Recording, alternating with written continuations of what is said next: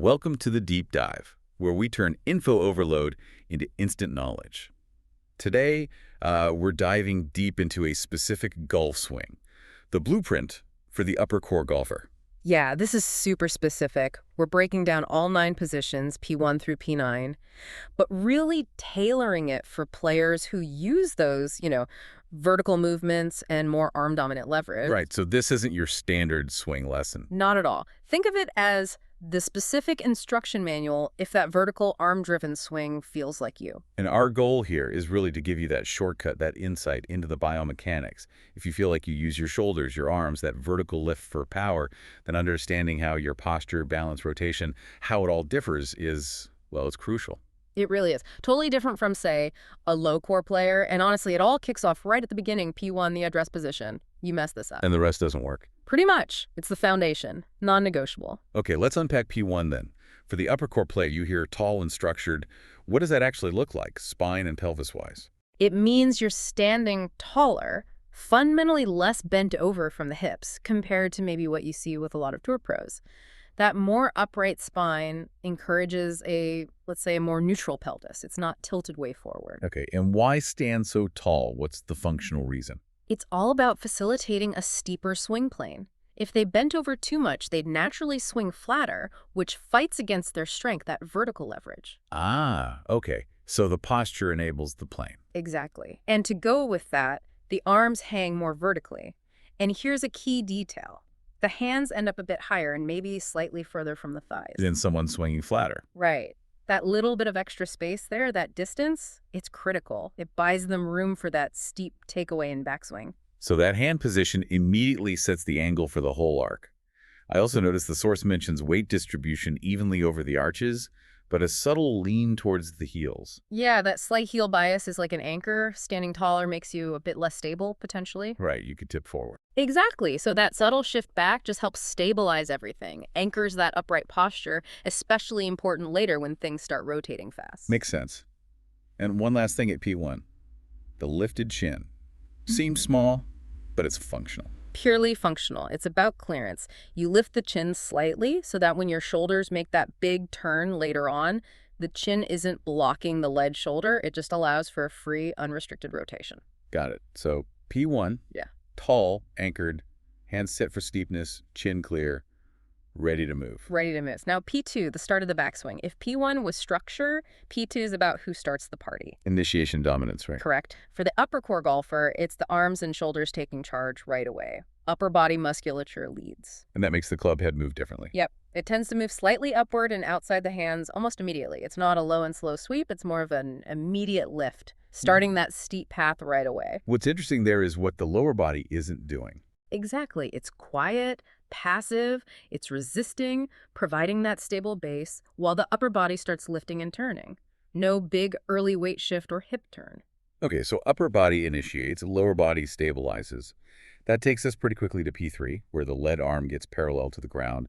This sounds like where we see width and height really develop. Yeah, definitely. The lead arm gets quite elevated, often feeling like it's above the midline of the chest. This creates that width, that space, hands feeling far from the body. And as the arm lifts, the wrists start doing something specific. Okay. It's often called a diagonal hinge. Diagonal hinge. Let's pause there. Sounds technical. For someone picturing this, what is that? Why does it happen here? Okay, so think about wrist cock. You can hinge purely up and down, like hammering a nail, Yeah. or purely side to side, like opening a door.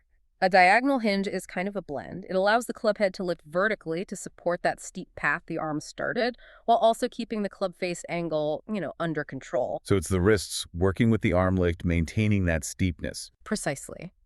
The setup gave the potential for steepness, the arms started the lift, and now the wrists hinge diagonally to keep it climbing effectively. And throughout this P3 phase, it's still the upper torso doing the work. Hips are still pretty quiet. Still passengers. Still passengers. Which brings us nicely to P4, the top of the backswing. This is the coil, the energy storage phase. And this is where the upper core player's mechanics really stand out. This is where it gets fun, right? Yeah.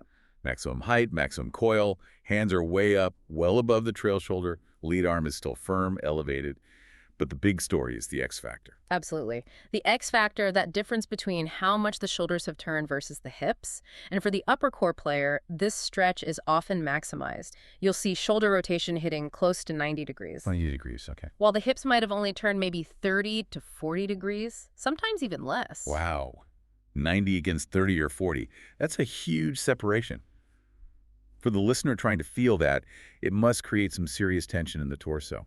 Oh yeah, it should feel really taut, like a rubber band, stretched tight between your shoulder line and your hip line. You'll feel it in your obliques, your core. That separation, combined with keeping that upright spine we set up back in P1, that's what loads the system. Ready for an explosive release. Exactly. And the trail leg is bearing most of the weight now, anchoring that coil, ready for the transition down. Okay, we've built this massive potential energy at P4. How do we unleash it without wrecking everything? P5, the transition, started the downswing. You mentioned top-down sequencing is key here. This is probably the most critical differentiator for this swing type. The transition starts with the torso and shoulders unwinding, not a big hip drive. The hips start moving, yes, but more in response to the upper body firing. Now that feels counterintuitive to a lot of golf instruction, which often screams, fire the hips. If I start unwinding with my shoulders first, how do I avoid coming over the top? That's the classic slicer's move. Great question. And the answer lies in how the hands move. They don't thrust outwards towards the ball. Instead, they begin to drop almost vertically from the top. Ah, so down, not out. Exactly. That vertical drop preserves the wrist hinge, the lag that you stored on the way up. And crucially, the lower body's initial job here isn't to spin open wildly, it's to stabilize and anchor, to provide a solid base to support that steep, powerful unwinding from the top.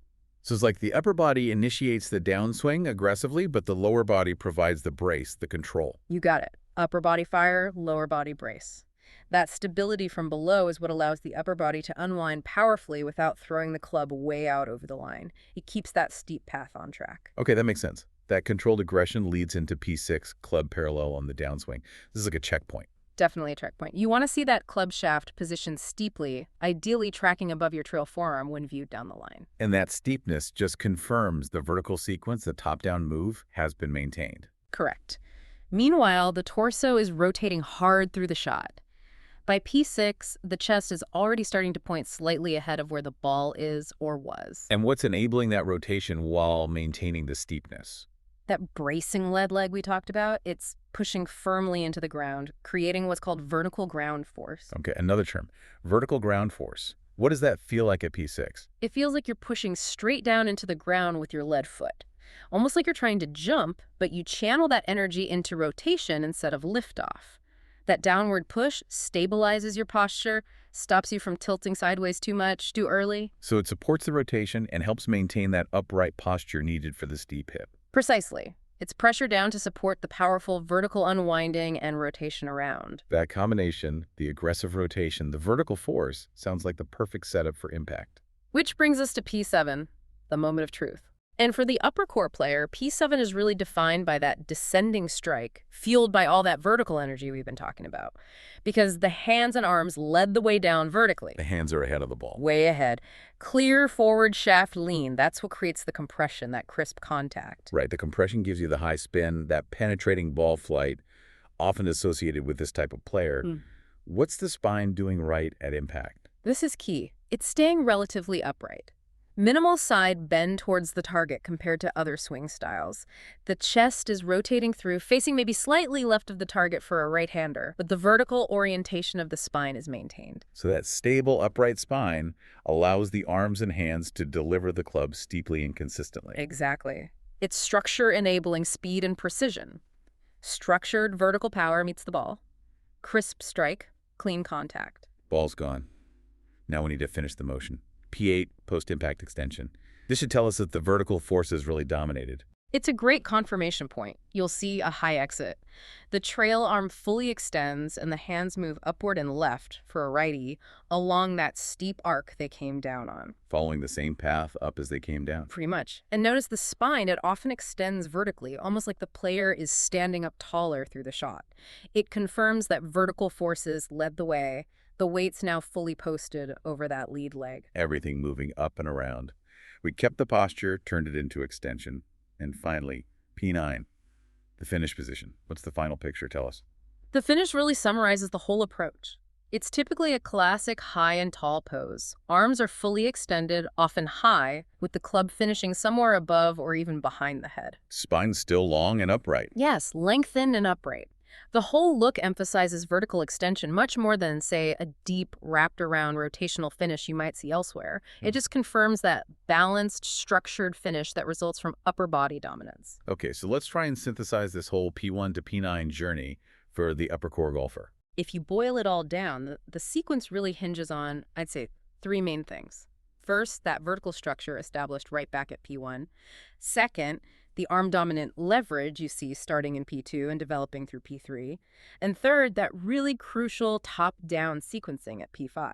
And those three things work together to minimize sideways movement and maximize control over that steep delivery. That's the essence of it. It's about controlling that steepness through structure and sequence. And looking back, it feels like that P1 setup, the tall posture, the hands a bit higher and further out, it's not just a preference, it's the absolute starting point. It's the prerequisite. You simply can't execute the rest of this specific sequence effectively without that roundation. Everything builds from P1. That really drives home how interconnected these positions are.